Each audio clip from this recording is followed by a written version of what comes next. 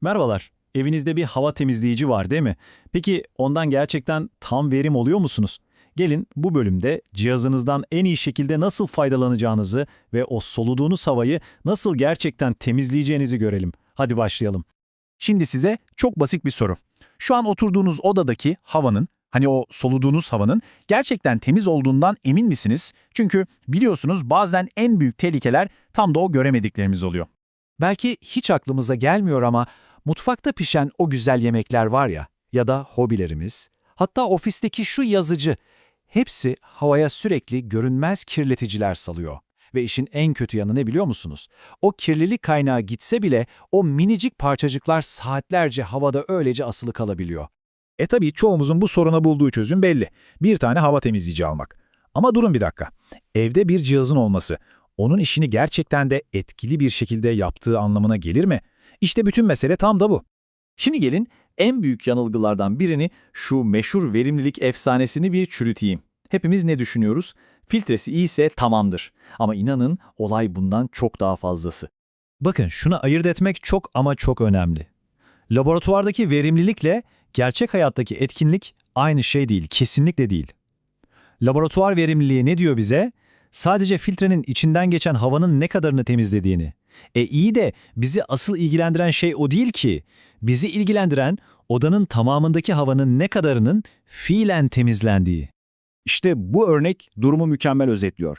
Düşünün, filtreniz kağıt üzerinde %99 verimli. Kulağa harika geliyor, değil mi? Ama eğer dakikada temizlediği hava miktarı yerlerde sürünüyorsa, yani çok azsa, o odanın havasını temizlemesi imkansız. Resmen bir kaşıkla okyanusu boşaltmaya çalışmak gibi bir şey bu. Peki o zaman bir cihazın gerçek gücünü, yani odanızın ne kadar hızlı temizlediğini nasıl anlayacağız? İşte burada sahneye sihirli bir kelime çıkıyor. Daha doğrusu bir kısaltma. CDR. KDR, açılımıyla temiz hava dağıtım hızı, bir hava temizleyicinin karnesidir diyebiliriz. En basit haliyle şu demek: bu cihaz 1 saatte ya da 1 dakikada odaya ne kadar temiz hava basabiliyor, işte bu kadar. Aslında bütün sır bu basit formülde. Bakın, filtrenin çok iyi olması tek başına hiçbir şey ifade etmiyor.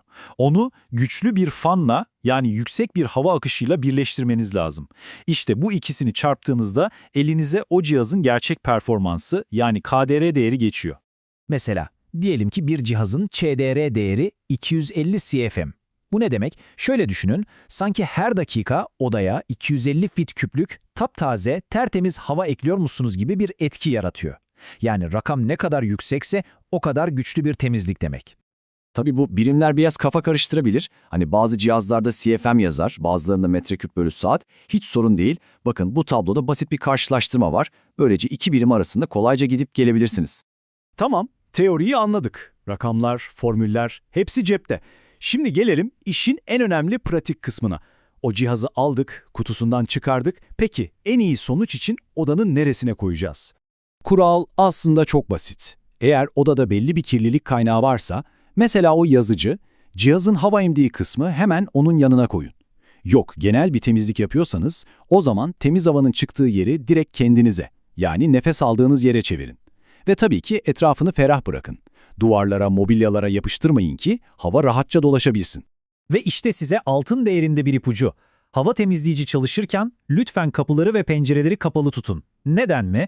Çünkü odayı temizlemeye çalışırken bir yandan da dışarıdan sürekli kirli hava çekmek istemezsiniz, değil mi? Bu dibi delik bir kovayı doldurmaya çalışmak gibi bir şey olur. Son olarak da cihazımızın performansını sürekli yüksek tutmak ve tabii ki güvende kalmak için birkaç önemli bakım ve güvenlik konusuna değinelim. Bu konuda hiç lafı dolandırmayacağım. Filtre tıkandığı anda o pahalıya aldığınız cihazınız sıradan bir vantilatöre dönüşür. Hava akışı ölür, performans sıfırlanır. O yüzden filtre değişimi bir tercih falan değil, kesinlikle bir zorunluluk.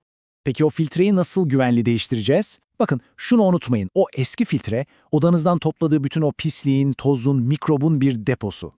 O yüzden imkanınız varsa mutlaka bir maske, bir eldiven takın. Filtreyi çıkarırken de yavaşça, hiç sallamadan çıkarın. Ve en önemlisi, çıkardığınız gibi hemen ağzı bağlı bir poşete koyun ki o topladığı kirler tekrar evinize yayılmasın. Bir de şu gürültü konusu var, değil mi? Genelde şöyle bir durum oluyor. Küçük bir cihazı son hızda çalıştırdığınızda çıkan ses, büyük bir cihazı yavaş ayarda çalıştırdığınızdan çok daha fazla olabiliyor. Ama işin ilginç tarafı ne biliyor musunuz?